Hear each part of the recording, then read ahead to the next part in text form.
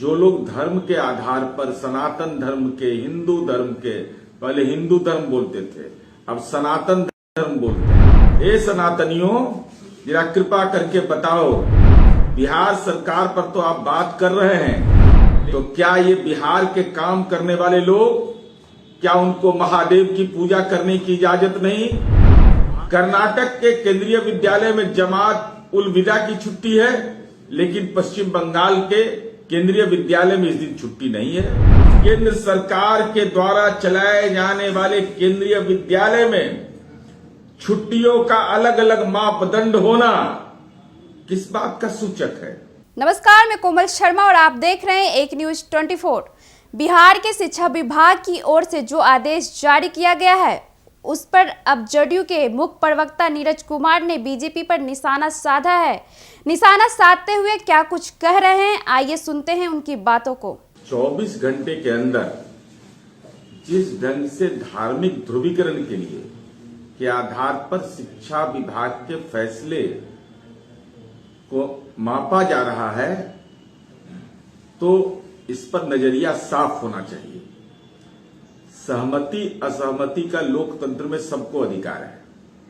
मैं शिक्षा विभाग के आदेश को कोई जस्टिफाई करने के लिए नहीं आया हूं, बल्कि मैं इस बात के लिए आया हूं कि जो आलोचना करने वाले लोग हैं, जरा उनसे मेरा सवाल है। जो लोग धर्म के आधार पर सनातन धर्म के, हिंदू धर्म के, पहले हिंदू धर्म बोलते थे, अब सनातन धर्म बोलते हैं, तो इनके राजनीतिक नजरिए को निश्चित रूप से देखना चाहिए कि ये कैसे अपना रूप बदलते हैं और रंग बदलते हैं। ये सवाल भी बहुत ही इंपॉर्टेंट है। शिक्षा 27 नवंबर 2023 को बिहार सरकार द्वारा 2 अधिसूचना जारी की गई, 2 अवकाश तालिका। मैंने पहले भी कल भी बोला है कि रक्षाबंधन जैसे महत्वपूर्ण त्योहार है, इस पर जरूर सरकार को गंभीरता से विचार करना चाहिए।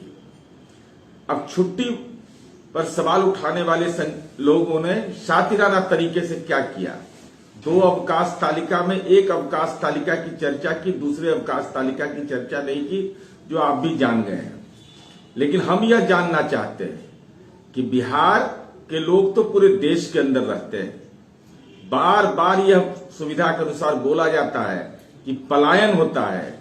हे सनातनियों, जरा कृपा करके बताओ, बिहार सरकार पर तो आप बात कर रहे हैं, लेकिन केंद्रीय विद्यालय में महाशिवरात्रि, रक्षाबंधन, गोवर्धन पूजा, भैया दूज, रामनवमी, अनंत पूजा और जितिया की छुट्टी नहीं है। तो क्या ये बिहार के काम करने वाले लोग, क्या उनको महादेव की पूजा करने की इजाजत नहीं? भाई बहन को राखी बांधने की इजाजत नहीं? गोवर्धन पूजा की इजाजत नहीं? भैया दूज की इजाजत नहीं? जय श्री राम का नारा आप लगाते हैं, उनको रामनवमी की छुट्टी नहीं, अनंत पूजा की छुट्टी नहीं, जितिया की छुट्टी नहीं।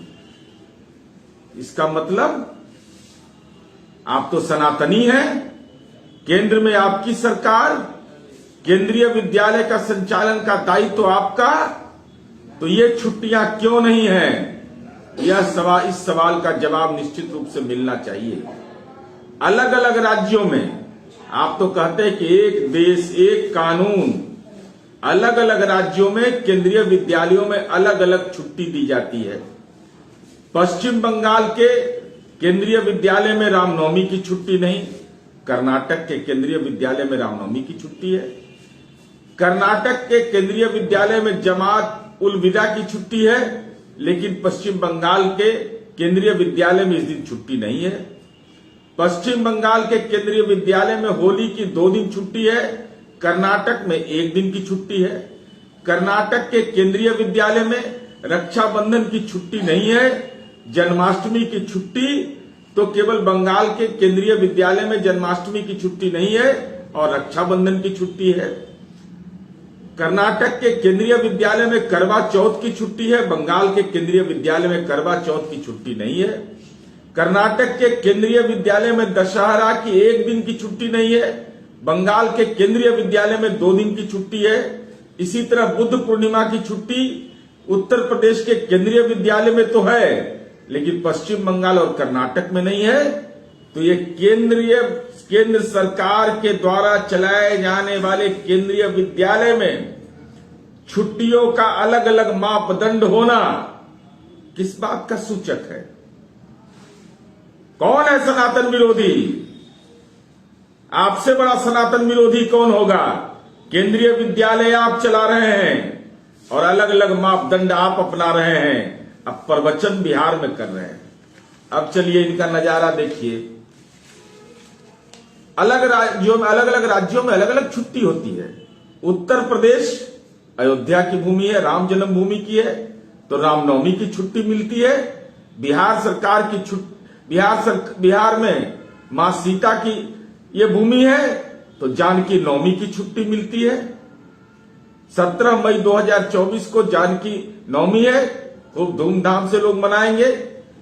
अब चलिए, बगल में पड़ोस के उत्तर प्रदेश में बिहार में छठ पर्व की 3 दिन की छुट्टियां मिलती हैं और उत्तर प्रदेश में सरकार केवल और केवल एक दिन की भी छुट्टी देती है।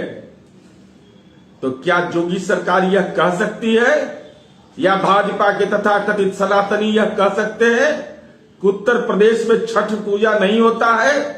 फिर योगी सरकार पूर्वांचल जो उत्तर प्रदेश का हिस्सा ही उसको नहीं मानती है, जो कि वहां तो हर घर में छठ होता है।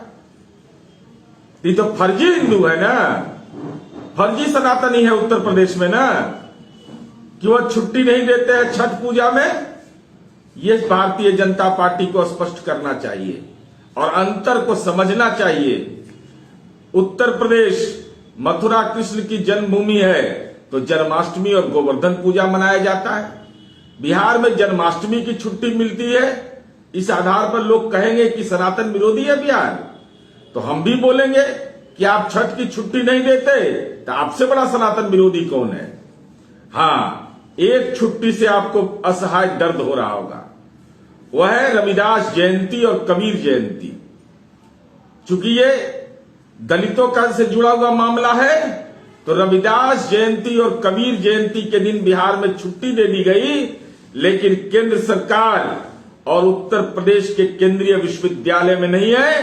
तो क्या यह कहा जाए आपके बारे में कि आप दलित विरोधी हैं, सनातन धर्म का हिस्सा दलितों को नहीं मानते हैं? तो जैसा कि जदयू के मुख्य प्रवक्ता नीरज कुमार का साफ तौर पर कहना है कि क्या केंद्रीय विद्यालय के बच्चों के लिए शिवरात्रि नहीं होता है? क्या उनके लिए भाई बहन का पर्व नहीं होता जो केंद्रीय विद्यालयों में छुट्टी नहीं दी जाती है?